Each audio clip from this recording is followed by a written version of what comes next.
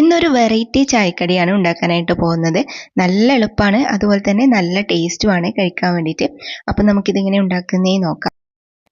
ഇതിന് നമുക്ക് ഒരു നേന്ത്രപ്പഴമാണ് വേണ്ടത്. അപ്പോൾ അത് നമുക്കിതുപോലെ ചെറിയ ചെറിയ കഷ്ണങ്ങളാക്കിയിട്ട് കൊടുക്കാം. ആദ്യം നമ്മളൊരു പാത്രത്തിൽ കുറച്ച് ഗീ ഒഴിച്ചിട്ട് ഒന്ന് ചൂടാക്കിയിട്ട് എടുക്കണം. അതിനുശേഷം നമ്മൾ പഴം ഇതുപോലെ ചെറിയ കഷ്ണങ്ങളാക്കിയിട്ട് ഇതിലേക്ക് ഇട്ട് കൊടുത്തിട്ട് നമുക്കിതൊന്ന് വഴറ്റിയെടുക്കാം. നല്ലൊരു ഗോൾഡൻ കളർ ആവുന്നത് വരെ ഇത് വഴറ്റിയെടുക്കണം. അപ്പോൾ ഇതാ ഇതിൻ്റെ കളറെല്ലാം ചേഞ്ച് ആയിട്ട് വന്നിട്ടുണ്ട്. ഇനി നമുക്ക് ഇത് ഇതേപോലെ ഒന്ന് സൈഡിലേക്ക് ആക്കി കൊടുക്കാം. എന്നിട്ട് ഇതിൻ്റെ നടുക്കായിട്ട് നമുക്ക് കുറച്ച് അണ്ടിപ്പരിപ്പും മുന്തിരി ഇട്ട് കൊടുക്കാം. ഇനിയിപ്പോൾ നമുക്ക് ഇതിലേക്ക് കുറച്ച് തേങ്ങയും കൂടി ചേർത്ത് കൊടുക്കാം. ഒരു അരക്കപ്പ് തേങ്ങ ഞാൻ ഇതിലേക്ക് ഇട്ട് കൊടുക്കുന്നുണ്ട്.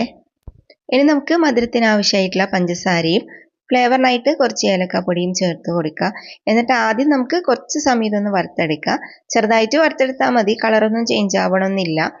എന്നിട്ട് നമുക്ക് ഈ പഴത്തിൻ്റെ കൂടെ ഇത് യോജിപ്പിച്ചിട്ട് എടുക്കണം.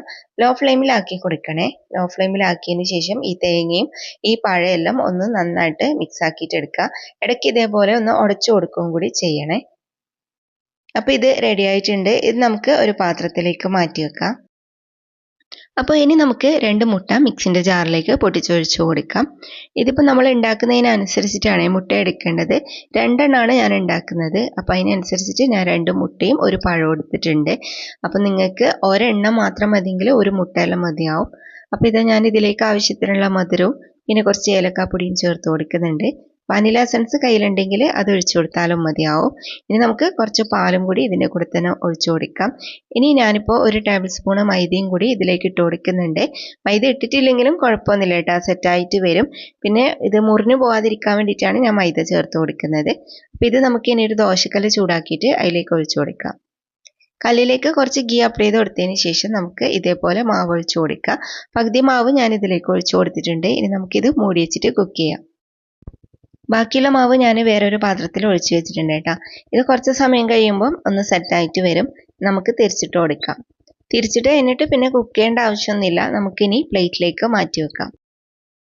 ഇതിലേക്ക് നമുക്കിനി ഫില്ലിംഗ് ഇട്ട് കൊടുക്കാം. ഇത് 2 രീതിയിൽ ചെയ്യാൻ പറ്റും കേട്ടോ. ഞാൻ 2 രീതിയും കാണിക്കുന്നുണ്ട്.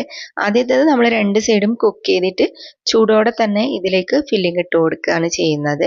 രണ്ടാമത്തേതെന്ന് പറഞ്ഞാൽ നമ്മൾ മറിച്ചിട്ട് കൊടുക്കേണ്ട ആവശ്യമൊന്നുമില്ല. അതിലേക്ക് നമുക്ക് ഒന്ന് സെറ്റായിട്ട് വരുന്ന സമയത്ത് ഫില്ലിംഗ് ഇതേപോലെ ഇട്ട് കൊടുക്കാം. ഇനി നമ്മൾ 2 സൈഡൊന്നും ആദ്യം ചെറുതായിട്ടൊന്ന് മടക്കി കൊടുക്കാം. ഇതേപോലെ ചെറുതായിട്ടൊന്ന് മടക്കിയതിന് ശേഷം 2 സൈഡും കൂടി ഇതേപോലെ ഒന്ന് മടക്കി കൊടുക്കാം. ചൂടോടെ തന്നെ ചെയ്യണേ, എന്നാലേ ഇത് ഇവിടെ ഇങ്ങനെ ഒട്ടിയിട്ട് സെറ്റായിട്ട് നിൽക്കുള്ളൂ.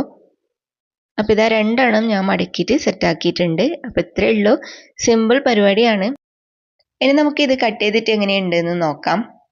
കട്ട് ചെയ്ത് കഴിയുമ്പോൾ ഇതുപോലെയാണ് ഉണ്ടാവുക. ഈ ഒരു രീതിയിൽ കട്ട് ചെയ്താൽ കാണാനും നല്ല രസമുണ്ടാവും. അടിപൊളി ടേസ്റ്റാണ് കേട്ടോ, നല്ല കിടലൻ ടേസ്റ്റാണ്. നമുക്ക് ഗസ്റ്റെല്ലാം വരുന്ന സമയത്ത് പെട്ടെന്ന് ഉണ്ടാക്കി കൊടുക്കാൻ പറ്റും. സ്കൂൾ വിട്ട് വരുന്ന കുട്ടികൾക്കെല്ലാം ഹെൽത്തി ആയിട്ടെല്ലാം കൊടുക്കാൻ പറ്റുന്ന ഒരു സ്നാക്കാണ്. അപ്പോൾ എല്ലാവരും ട്രൈ ചെയ്തിട്ട് ഫീഡ്ബാക്ക് അറിയിക്കുക. ഇന്നത്തെ ഈ ഒരു റെസിപ്പി നിങ്ങൾക്ക് എല്ലാവർക്കും ഇഷ്ടമായി എന്ന് വിചാരിക്കുന്നു. വീഡിയോ ഇഷ്ടമായാൽ മറക്കാതെ ലൈക്കും ഷെയറും കമൻറ്റും ചെയ്യുക. ഇതുപോലുള്ള റെസിപ്പികൾ കാണാനായിട്ട് നമ്മുടെ പേജ് ഫോളോ ചെയ്യാനും യൂട്യൂബ് ചാനൽ സബ്സ്ക്രൈബ് ചെയ്യാനൊന്നും മറക്കരുത്.